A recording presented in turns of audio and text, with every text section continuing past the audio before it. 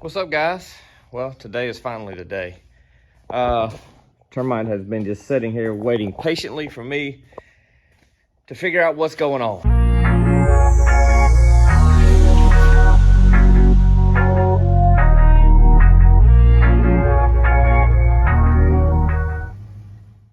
So if you saw our last video or didn't see our last video, here's where we're at. We've got an exhaust. Termite will crank cold, and I'm gonna give you all of my theory to see how accurate I am as we work through these issues or through this one issue.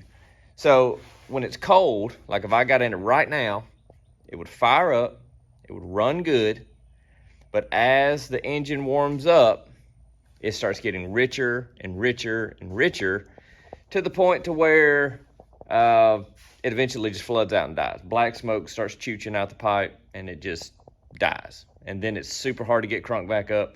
So it's flooding itself out. Now, on a carbureted vehicle like this one, that would indicate possibly a choke that is staying closed. It's not opening up, which is essentially what I believe is the same thing that's happening here. And there's really two possible explanations. The first one is going to be O2 sensors that, because of the way this loom is, you know, if you remember in our previous videos, we rewrapped the loom. We didn't really change anything the way it routed or anything. We just rewrapped it so it looked better. But don't know which O2 sensor plug is which. So all we can really go by is how they lay.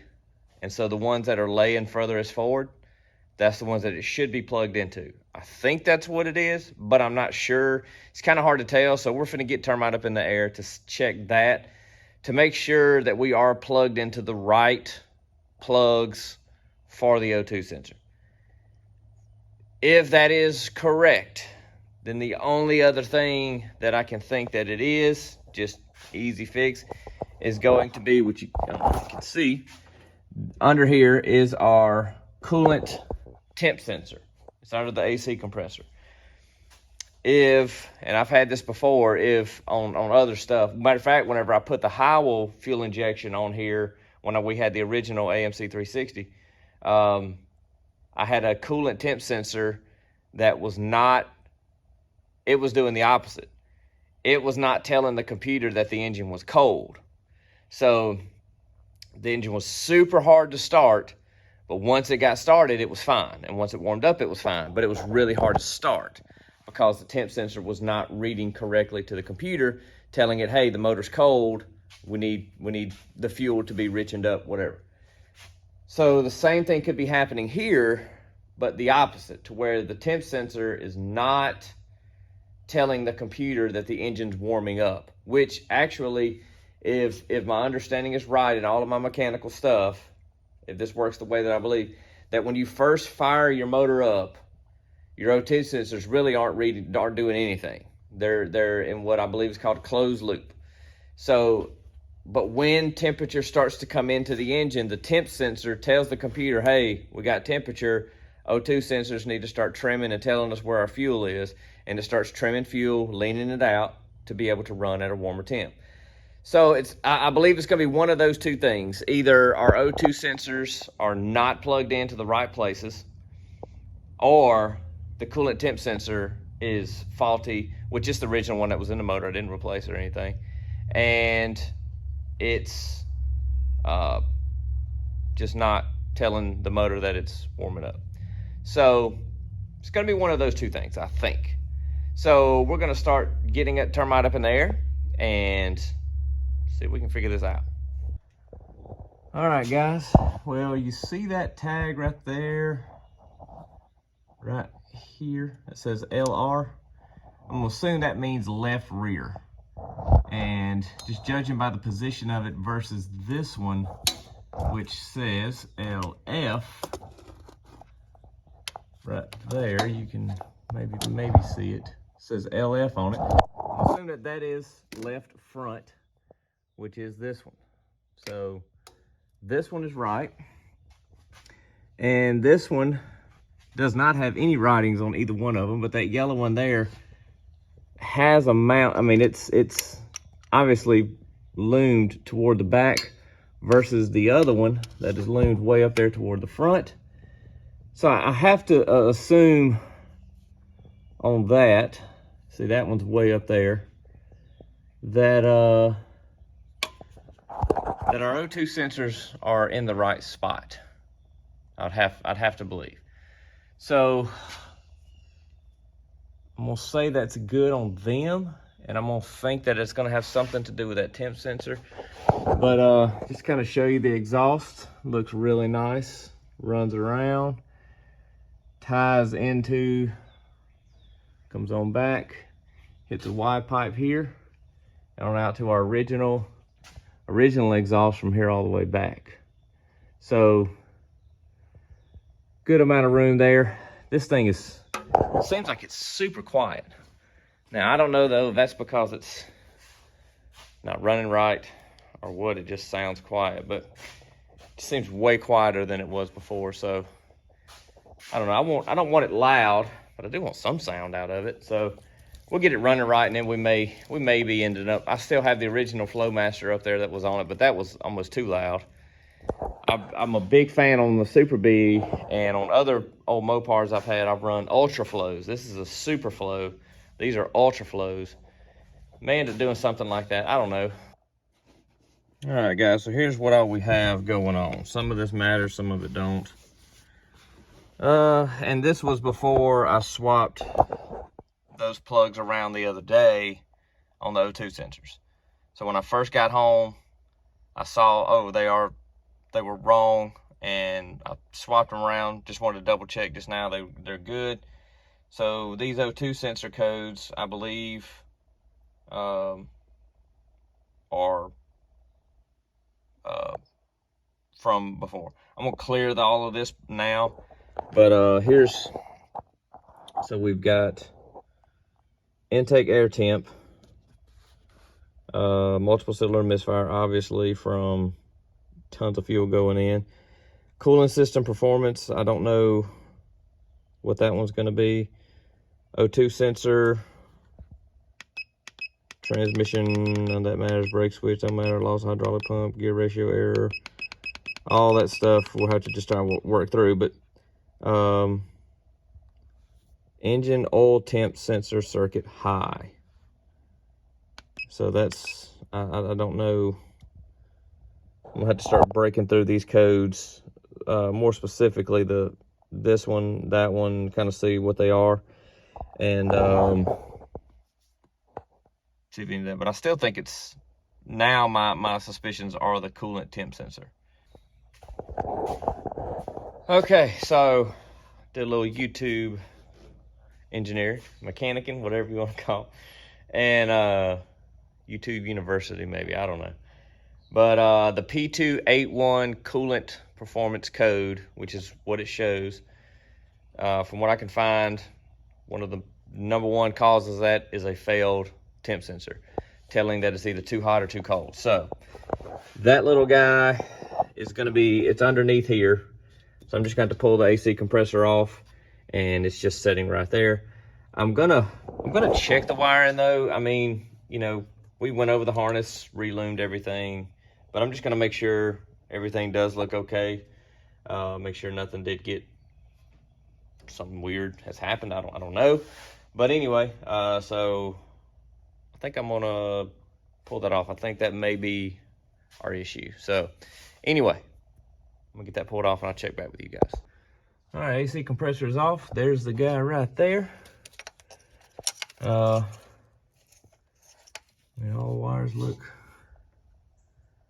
okay, but I'm gonna get that unplugged and go get a new one. All right, guys, we got a new one. There's a new one. There's the old one. It's kind of gross, but these used to be like 14, 15 bucks. $40 for that son of a gun. But anyway, it's a standard brand, which I you know, I like their stuff as far as electronic sensors and stuff goes. But anyway, I'm gonna get this screwed back in that hole and hook her up, and let's hope that that fixes it. All right, guys, well, the sensor is in. So let's just see if it will crank up.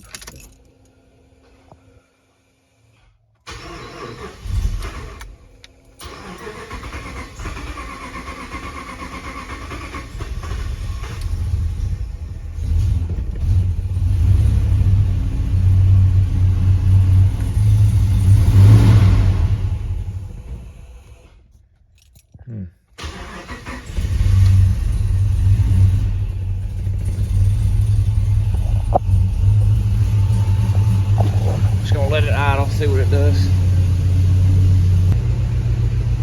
After it starts getting some heat in it, that's when you start, it was starting to kind of bog down, so we'll just let it sit here and run for a second. Sounds better.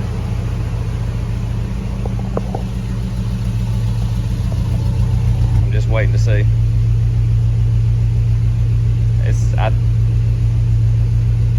It's doing better, because I think by this point it was starting to idle down real low, but we'll just have to wait and see. Just got to give it a minute.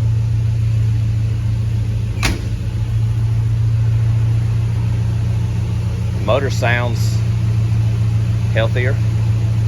I actually hear the exhaust now.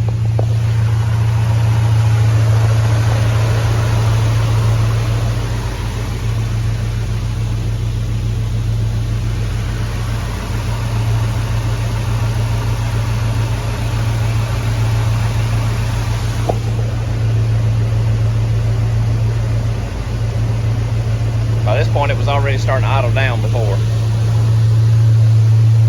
It idled down real low and just start bogging and chooching, but I'm scared to say anything. You know, you don't want to jinx something. Seems like it's, and I'm sure it's going to burn off a bunch of,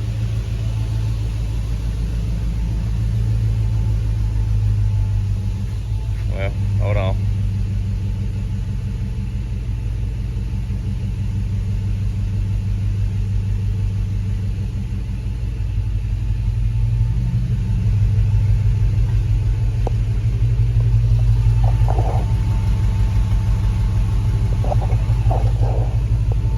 Starting to kind of idle down some. I don't.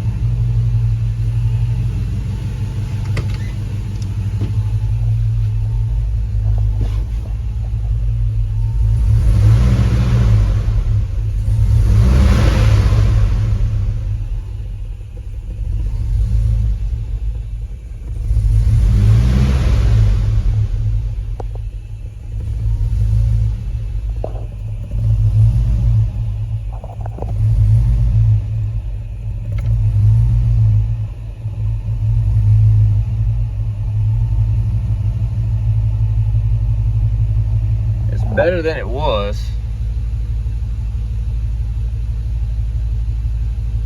Because that was the part we're used to, it would just die. But it's staying running. Alright guys, well this is what we're down to. Had a huge list earlier. Intake air temp sensor, and engine oil temp sensor, and multiple cylinder misfire. Alright guys, new day in the shop. I went and got a new intake air temp sensor because that was one of the fault codes, and the symptoms were misfires and all, you know, very similar stuff. So I went and grabbed one of them this morning and put it in. It was better. I do think it's improving, but it idles fine, everything's good, and then once some temperature kind of starts getting into the motor, it just starts loading up. And that, but with that, I didn't film it, but it was better. The exhaust in the room was not, you know, for a second I thought, okay, we're on to something here. But then again, by the same time, it just starts slowly bogging down. So I don't know. Still searching. All right, guys. Well, it's day 3 of chasing down this issue with Termite. Obviously, by this point, my predictions at the beginning of this video were wrong. It's not the coolant temp sensor, and it's nothing to do, I don't think, with the O2 sensors anymore. I'm kind of stepping out of my normal procedure. I don't normally like just throwing money at something and just buying to see if we find the problem. That's normally not what I do. This is a new thing for me. I'm familiar with 5.7 Hemis, but I've never, I haven't encountered every single problem it could have. And this is just a problem I've never had with a Hemi. So, or really any newer engine. I've had this issue with like older cars, and it's usually just something carburetor related. But anyway, so here's where we are at the moment. We have new intake air sensor, which that was throwing a code. New coolant temp sensor, which was throwing a code. Both of those codes are gone. It's no longer showing O2 sensor codes. Map sensor will do the same thing that these symptoms are showing. So I went and bought a new map sensor yesterday, even though it was not throwing that code. Didn't change anything. So, but you know, I'm not terribly upset by that. We'll have a spare map sensor, you know, whatever. So we're not getting any codes at this moment. The motor sounds better. It'll sit there and run, and it has a way better exhaust tone. It doesn't sound like it's missing anymore. I can ease into the gas. It revs up smooth, doesn't hesitate, doesn't miss. But as soon as I let off the gas, it stumbles and dies every single time. So now I'm leaning towards a vacuum leak. I've got a vacuum leak somewhere, which will cause all of these symptoms, and from what I've experienced in the past. So here's my plan for today, because today is Wednesday and this video needs to go out tomorrow. So we're running out of time to get Termite fixed for this week's video. So here's my plan for today. I went and ordered a new EGR valve because I read online, and I'm not familiar with EGR stuff, and I don't like this EGR tube here. I think I've said that before in the past. I do not like this on the older pre-Eagle engines. I don't like this, but it's here, whatever.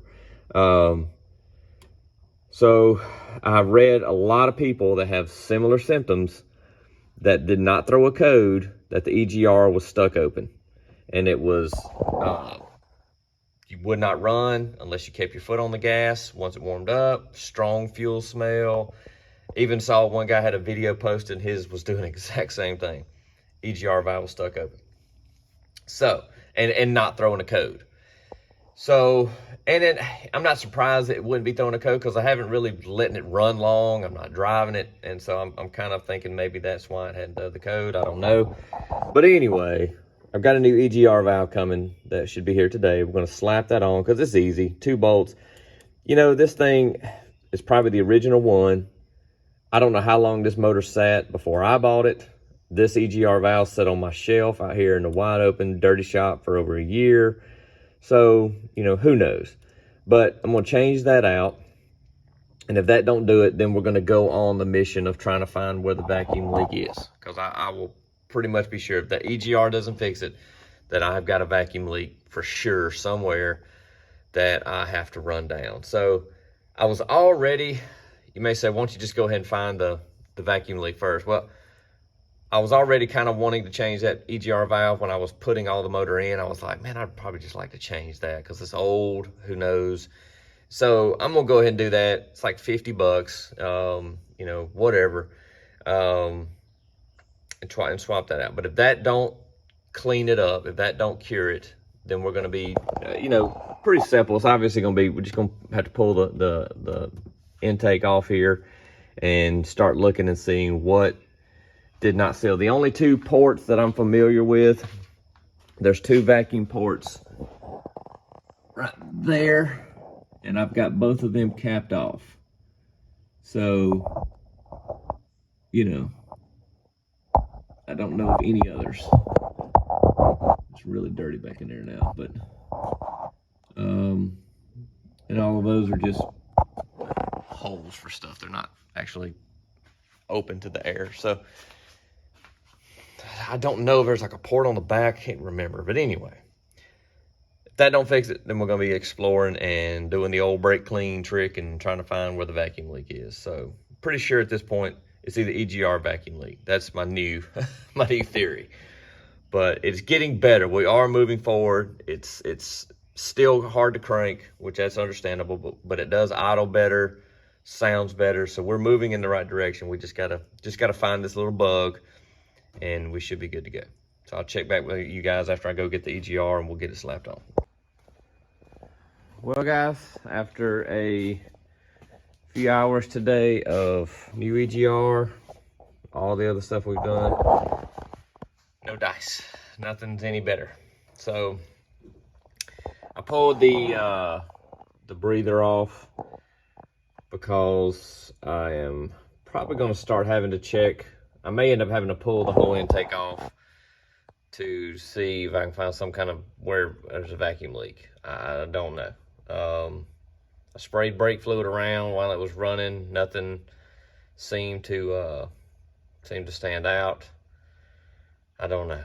I'm not defeated. I've been here before.